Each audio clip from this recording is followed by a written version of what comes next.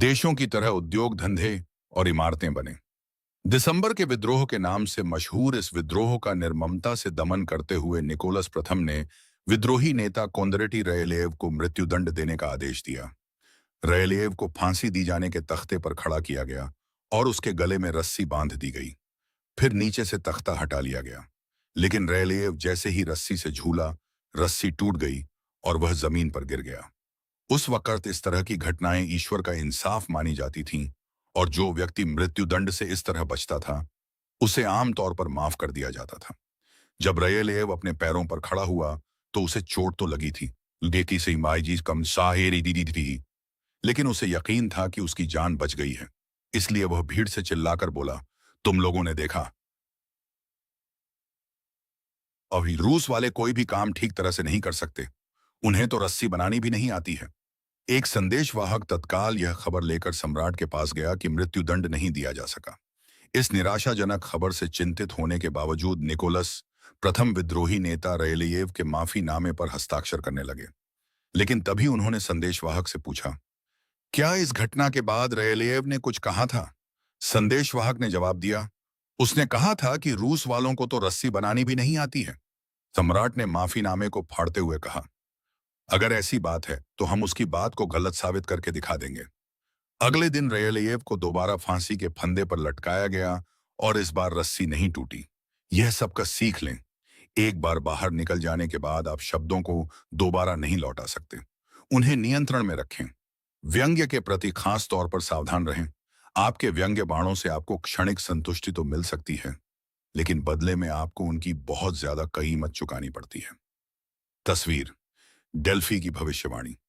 जब आगंतुक डेल्फी की भविष्यवाणी सुनने जाते थे तो पुजारिन कुछ जटिल शब्द बोल देती थी जो अर्थपूर्ण और महत्वपूर्ण लगते थे।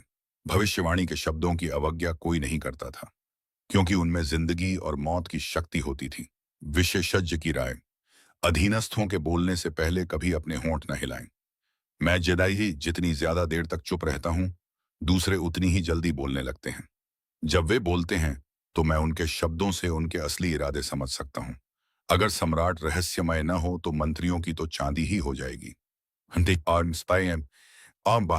हान फेई त्यू चीनी दार्शनिक। तीसरी सदी ईसा पूर्व लोगों को शब्दों से प्रभावित करने की कोशिश न करें। आप जितना ज्यादा बोलेंगे उतने ही ज्यादा साधारण नजर आएंगे और आपका नियंत्रण उतना ही कम होगा। अगर आप अपनी बात को अस्पष्ट, गोलमोल और अजीब रखेंगे तो आपकी नीरस बात भी मौलिक लगेगी। सशक्त लोग कम बोलकर प्रभावित करते हैं और रौबदार दिखते हैं। इस बात की ज्यादा संभावना होती है कि ज्यादा बोलते समय आपके मुंह से कोई ना कोई मूर्खतापूर्ण बात निकल ही जाएगी। शक्ति की कुंजी शक्ति कई मायनों में दिखावे का खेल है। जब आप जरूरत से कम बोलते हैं तो आप हमेशा वास्तविकता से ज्यादा महान और शक्तिशाली नजर आते हैं। आपकी चुप्पी से दूसरे लोग परेशान हो जाएंगे। इंसान विश्लेषण और स्पष्टीकरण करने वाली मशीनें हैं। वे यह जानने की फिराक में रहते हैं कि आप क्या सोच रहे हैं।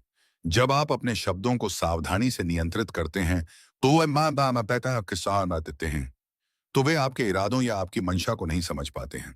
आपके संक्षिप्त जवाब या खामोशी से वे रक्षात्मक हो जाएंगे और बीच में कूद पड़ेंगे। आपकी खामोशी के खाली स्थान को भरने की हड़बड़ी में वे घबराकर कुछ भी बोलने लगेंगे, जिससे आपको उनके और उनकी कमजोरियों के बारे में बहुमूल्य जानकारी मिलेगी। आपसे मिलकर जाने के बाद उन्हें ऐसा लगेगा जैसे वे लुट गए हों। घर जाकर वे आपके हर शब्द पर गहराई से विचार करेंगे। आपकी संक्षिप्त टिप्पणियों पर जब लोग अतिरिक्त ध्यान देंगे तो इससे आपकी शक्ति तो बढ़नी ही है। युवावस्था में चित्रकार एंडी वारहोल को यह समझ में आ गया कि लोगों से बातें करके उनसे अपना मनचाहा काम करवाना असंभव है। बातों से लोग आपके खिलाफ हो जाएंगे, आपकी इच्छाओं के विपरीत काम करेंगे और अपने दुष्ट स्वभाव की वजह से आपकी अवज्ञा करेंगे। उन्होंने एक मित्र से एक बार कहा था, मैंने यह सीखा है कि जब आप चुप रहते हैं तो दरअसल आपके पास ज्यादा शक्ति होती है। बाद के जीवन में वारहोल ने इस तकनीक का इस्तेमाल बहुत अच्छी तरह किया। इंटरव्यू में वे भविष्यवाणी ओरेकल की तरह बहुत संक्षिप्त वाक्य बोलते थे। वे कोई जटिल और रहस्यमयी बात कह देते थे और इंटरव्यू लेने वाला इस उधेड़बुन में रहता था कि इसका नाम डार्शनन जाने क्या मतलब होगा। वह सोचने लगता था कि वारहोल के अर्थहीन दिख रहे वाक्यों के पीछे कोई गहरी बात छिपी होगी। वारहोल अपनी पेंटिंग्स के बारे में कभी बातें नहीं करते थे। वे इसके विश्लेषण का काम दूसरों पर छोड़ देते थे। वे अपने काम के बारे में जितना कम बोलते थे, दूसरे लोग उसके बारे में उतनी ही ज्यादा बातें करते थे। और लोग उसके बारे में जितनी ज्यादा बातें करते थे, वारदाने आशा पाते थे। वारहोल की पेंटिंग्स उतनी ही ज्यादा महंगी बिकती थी। जरूरत से कम बोलकर आप अपनी शक्ति का नाटकीय को बहुत ज्यादा बढ़ा लेते हैं। इसके अलावा आप जितना कम बोलेंगे, आपके मुंह से कोई मूर्खतापूर्ण या खतरनाक बात निकलने का जोखिम भी उतना ही कम होगा।